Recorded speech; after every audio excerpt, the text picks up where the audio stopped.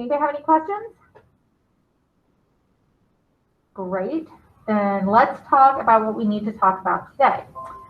I want to review these key terms. If you were with me last class, I had you guys write them down. So we're just reviewing them. You don't have to write them down. I'm going to add one more term to it. So our key terms are synthesis. And if you remember, that's taking different pieces and bringing them together to make something new. Controversy, that's something that people argue about in public. A stakeholder, those are the people who are directly affected by the outcome of the controversy. These are people who have something at stake, something to gain or to lose. Context, that's everything that goes with the text. You have the text in the middle and everything else is context, because that's what that root word con means. It means with. So that's who's talking, what prompted them to speak, what are they talking in response to. All of that stuff is context. Exigency, that's the immediate event that led to the recent debate. Why are we talking about this right now? Why is this in the news again? Okay, here's a word to add to that, and that is stasis. So stasis is a period of stoppage or equilibrium. It's when everything just kind of settles down and is even. In stasis theory, which is what we use in rhetoric, we want to decide the point of a controversial issue. We want everybody to agree what this point is so that we can come to an understanding in order to address the issue or concern. If we can't agree what we're talking about, what the question is we're trying to answer, there is no way we're going to agree on an answer. Let me give you an example. You're students, so you're probably concerned about your grades because of eligibility to play sports or to participate in UIL activities, because of your GPA, because of class rank, right? I'm a teacher. I'm not concerned with any of those things. I'm concerned with what skills you have learned, right? You're concerned about grades. I'm concerned about skills. Those aren't the same. We're having a different conversation. You probably think, I turned in the assignment, it's completed, why don't I have a high grade? Because you're coming at this from a standpoint of grades. I'm thinking, you turned in an assignment, but it didn't show me you mastered the skill. So I'm going to need you to do it again until I see that you've mastered the skill. So we're talking grades and skills, and those aren't the same conversation. So where can we find a point of agreement so that we can have a discussion, right? Does that make sense to you guys? Once we come up with this point of agreement, then we're having a much more productive conversation. And maybe that point of agreement is the work, right? Maybe we talk about, okay, this is what I need you to show me in order to get that grade that you want. Okay, so far, if you have a question, just unmute yourself or do it in the, type in the chat, okay? So far, we've completed the thesis using a template, 3.1.1. You've gathered the information you need for an introductory paragraph, 3.1.2. You've written synthesis paragraphs, 3.2.1 and 3.2.2. All of that should have happened. If you did that, I have responded to your thesis, all right?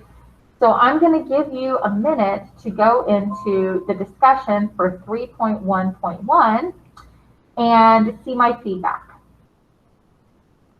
And let me drop the link to that into our chat. That was writing a thesis statement. So you can go in and you can look at that, or you can look at the next discussion, which is 3.1.2. Here is the link. Okay. So you should be able to go there and you should be able to see our actual discussion. All right, and I made some comments back. I thought most of the theses that I saw, the thesis, were really strong. They read really well, but I did have some suggestions about some words you could change or about some other viewpoints you could add in. So I'll give you a minute to pull that up and take a look at that. And okay, Phil, do you have it up? Just a moment. Okay. Are you having issues with Wi-Fi or anything? If you are, I have a cord you can use to plug you into the wall, and that might make it work a little bit faster. Okay, let me know if it doesn't. Okay. Yeah, okay. See, I have to use one of those blue cords because my Wi-Fi is not awesome.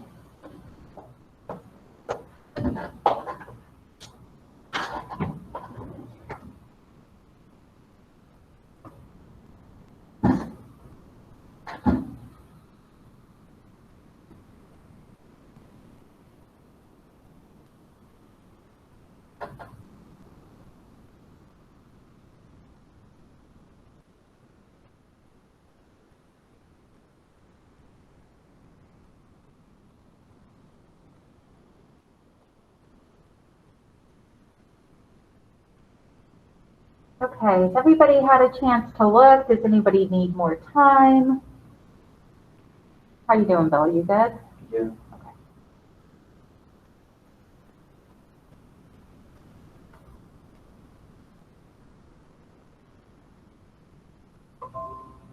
Okay.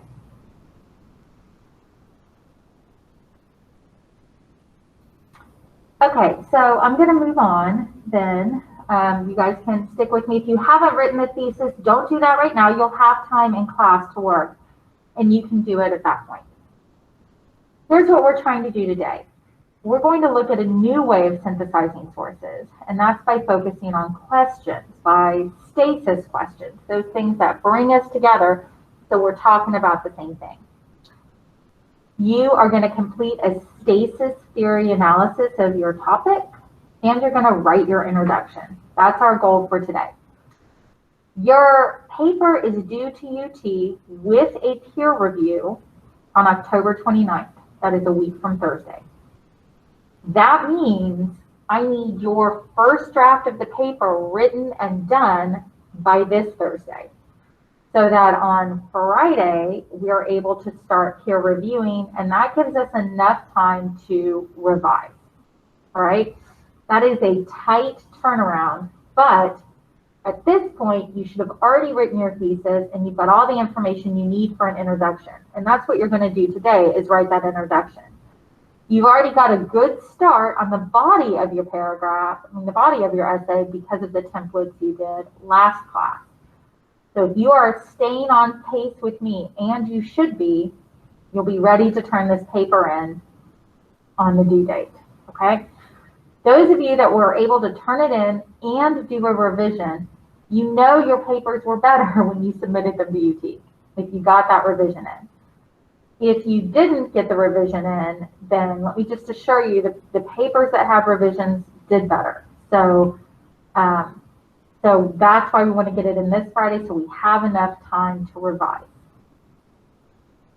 Okay, so the first thing we're going to do to talk about stasis is or synthesizing by questions, is we're going to look at what Canvas has to say.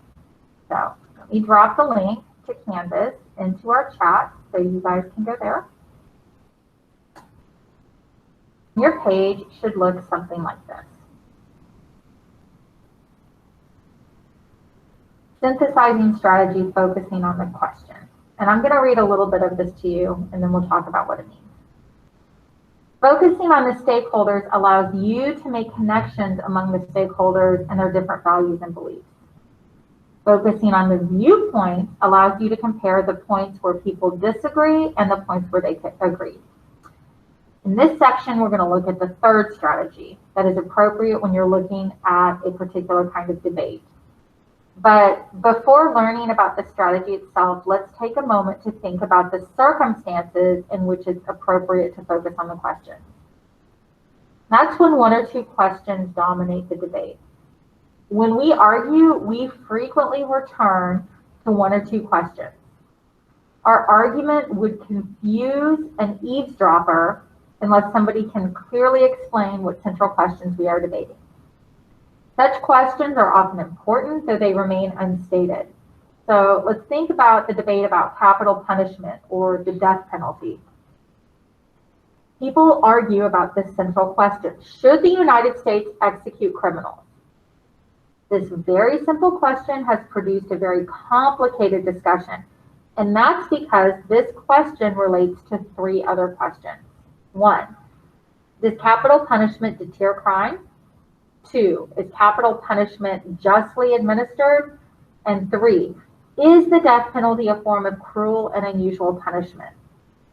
So if you answer yes to questions 1 and 2 and no to question 3, if you think capital punishment does deter crime and it is justly administered, and that it is not a form of cruel and unusual punishment, then you probably support capital punishment. But if you did the opposite, if you said capital punishment does not deter crime, it is not justly administered, and it is a form of cruel and unusual punishment, then you likely oppose the death penalty. So looking at these questions really helps you see the different perspectives and where people are disagreeing. When people seem to be talking past one another, that's another time to look at these stasis questions. So when you see people just kind of stuck in their way and not coming to some sort of agreement, that's when it's appropriate to use the stasis question. We see this in politics right now. We have people who are very entrenched with one political belief. I'm a Republican, I'm a conservative, or I'm a liberal, and I'm a Democrat. And instead of coming together and talking about issues, these people just kind of stick with their identity, and there's no way to have a conversation. So by figuring out what question these 2 different groups should talk about, that's where we'll start to see some movement, some unity, some debate, okay? So here are some different types of questions. We have questions of fact, which is what exists, what has existed, what is likely to exist. Questions of cause and effect, what causes lead to what effects come from what causes. Questions of definition, what do we call something? What category does something belong? Questions of value, is something good or bad? Is it just or unjust? Is it beautiful or ugly? And finally, questions of policy and procedure, what should we do? So these kind of go in order. It looks something like this. People answer questions of fact first, then cause and effect, then questions of definition, then questions of value, and finally questions of policy and procedure. Remember, if we can't agree on the question we're discussing, we're never going to agree on the answer. And so that's one way to look at your different sources. What question would they agree on, and what are their different answers to that question? Okay, so the way you do this is you'd focus on one particular question and show your reader which questions are most important to the, I'm sorry, you can't see because this is whatever. Show the readers which questions are most important and receive the most attention in the debate. Okay, so that's just, it's a different way to synthesize. And here's what you're going to do with that. In that same Canvas page at the very bottom, you'll see an assignment, applying stasis theory to a public controversy, and that's what you're going to do. You'll go into here and you will get a stasis theory workout. Okay. Now, for those of you who have an actual laptop and not a Chromebook, and you cannot access these because they're Word documents, I've already made you a Google Doc, and I'll show you where that is in a minute. Okay. But here's what it looks like. You're going to go through your argument and you're going to break it down by stasis theory. Okay. And that Google Doc, if you go into our classroom, under classwork, you'll see mapping a controversy, handouts for mapping a controversy. And here I've turned all of those Word docs into Google Docs. Okay. So there's one on editing your paper, which I think we'll actually do next class. Here's synthesize using, which one is this? Synthesize using viewpoints and writing the introductions, and it's not the stasis theory I want. Yeah, okay, this is the synthesizing using stasis. That's there, okay?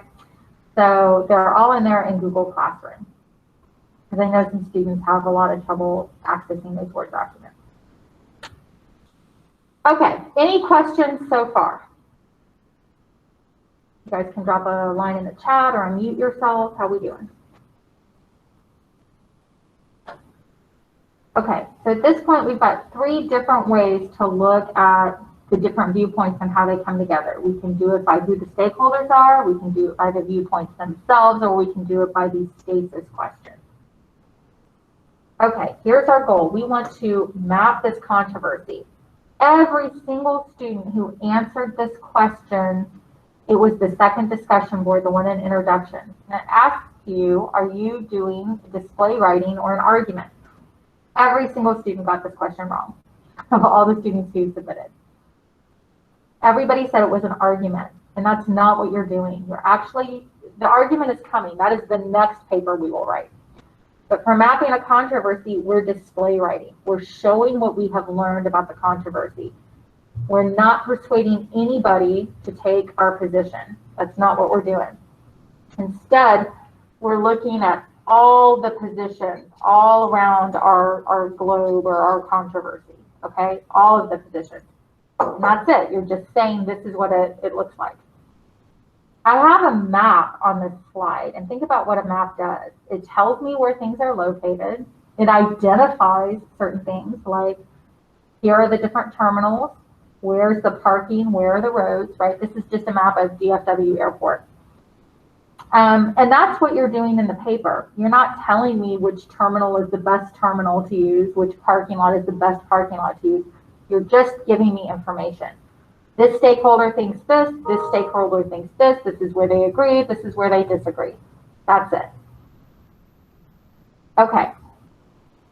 So before you start writing, let's talk about writing. There's a couple things you need to know. First, nobody writes a perfect paper the first time. That's not how it works, right? I'm telling you this as somebody who was a professional writer for 10 years. I never wrote it right the first time. I always had to revise. The writing process is the writing process for a reason, because it's effective. We pre-write, or we think about what we're going to write. Then we do our actual writing, and then we revise. Every assignment I've given you in Canvas is your pre-writing. It's getting you to think about what you want to say in this essay. So all of those moments, all of those discussion boards and all of those assignments are moments of pre-writing. Now what I'm asking you to do is to take all of that pre-writing and turn it into the paper. And by our next class, you should have the introduction done, okay? This is why it's so important you turn it in by Thursday, so that on Friday we can peer edit and start revising. That is why when you submit the paper, you get 50 points. But when you submit the revision, it's worth twice that much. It's worth 100 points. Because the revision, that's where the work happens. Just getting something written down, and I know that that is difficult as somebody who wrote professionally, right? I know how hard it is to get something written down. But it's not good at that point. The real work, the real thinking and rhetoric work happens during the revision, and that's why that's weighted so heavily, okay? So let's look at the assignment description one more time for this paper so you guys know where it is we're headed, and I've got some questions for you. I'm going to drop the link to the actual assignment in the chat. So go ahead and go to this assignment, and you will see 3.4.2, mapping a controversy. All right, here's my first question for you guys. How many pages does it need to be?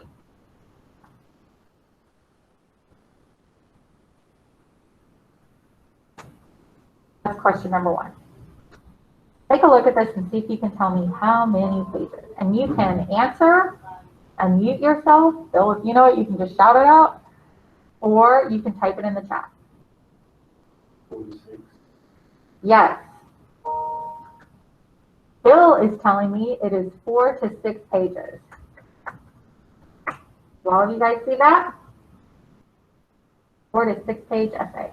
Okay? Let's look at the 4 specific requirements. You have to do these 4 things in the paper. This is what's required. First, you have to describe the positions ranging across the entire field of the controversy. That means you have to get a bunch of different viewpoints. You cannot just pick the viewpoints that you like.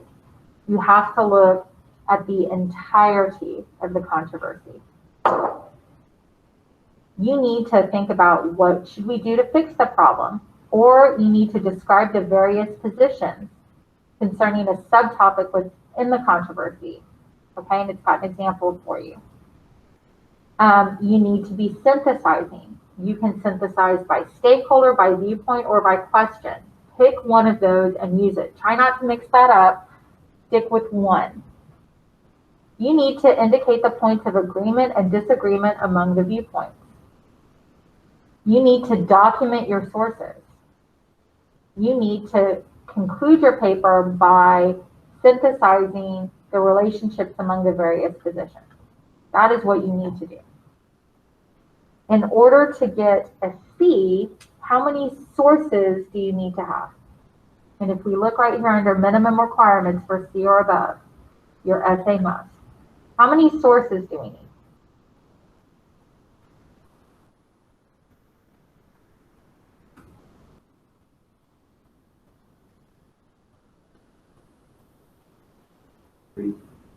That's right.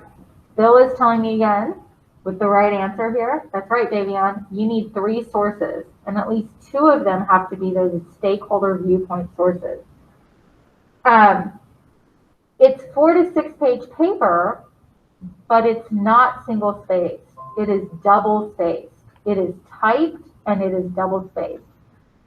So while that sounds like a lot, that's really not a lot more than what you just turned in. You just turned in a 1-page single-spaced paper. That's already 2 pages if you double space it, right? You're already halfway there. Okay, it has to be peer reviewed, all right? That's this last thing. By a classmate using the peer review worksheet. You must have that. If you do not have that, they're going to ding you points on this. In order to get a C, you have to have all these things. You have to have 3 sources. You have to summarize all the positions fairly. You have to document the sources accurately. You have to write it effectively. It has to be 46 pages long, and it has to be peer reviewed. If you do all of that, you will get a C. That's why I want this paper on Thursday, so we can revise it and make sure it has all of that in it. Okay, so let's look at the rubric. It's at the very bottom, okay? And this tells you how it's going to be scored. You get 10 points for formatting it correctly and making sure it's 4 to 6 pages.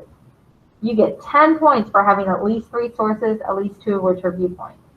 You get 10 points for summarizing fairly. You get 10 points for using MLA citation. You get 10 points for writing it coherently. Your capital letters are capitalized. You have periods where they need to be. You get 10 points for having it peer reviewed. If you do not do the peer review step, 1, you're docked 10 points, and 2, you can't get a C. You have to introduce the controversy and explain background information and exigency. And again, exigency is why are we talking about this paper right now? I mean, this topic right now. You have to synthesize. You have to use direct quotations. You have to describe the stakeholders. And all of that is how you'll do the paper. So this is 3.4.2. And if you have any questions about what you need to have in your paper, here's where you look. The other thing you can do is you can look at the student sample of the paper, which I will put in our Google Classroom in a minute, so that you have that as well. Okay, so your introduction to the paper is due next class. So what are you going to do? To review, you are going to do the stasis theory analysis, which is where? The stasis theory analysis assignment, and you're going to write your introduction. Your introduction is going to come in on Google Classroom, mapping I hate it when I do this. I make an assignment for one period and I don't make it for all. Let me copy it over really quickly. There you go, mapping a controversy introduction.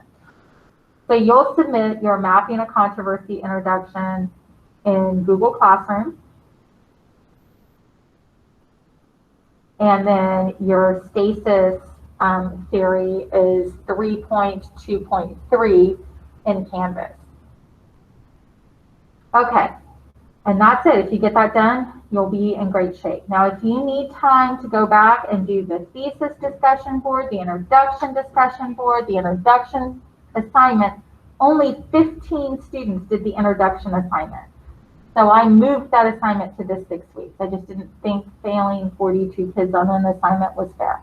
So I moved it to the 6 weeks. So if you need to go back from anything from last 6 weeks, you can. Anything you're missing so far, you can. Or begin writing that introduction. Use that guide from the introductions, which I believe was 3.1.1. Maybe 3.1.2. Yeah, the thesis is 3.1.1. The introductions is 3.1.2. Kind of the easiest way to think about this is when I go into modules, we're doing all of the 3s now. Okay, so that might be an easier way to think about this because I keep throwing out numbers and I feel like that's confusing and that's not my goal. So here we go. We're in module 3. We've done 3.1, 1.1, 1.2. We've done 3.2, 1, 2, and 3. And now we're right here at 3.3 and 3.3.1 with the writing. Okay, so does anybody have any questions for me?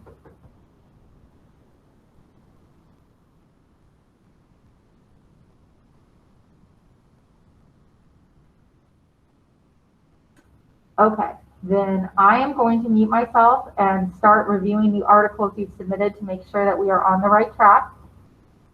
And I will be reaching out to you guys if I feel like we're off track, okay? Otherwise, just go ahead and get busy working on your work. Use this class time. You've got an hour, so use it to get some writing done. And then you won't have anything to worry about, okay, later on this week. Ms. Ritchie,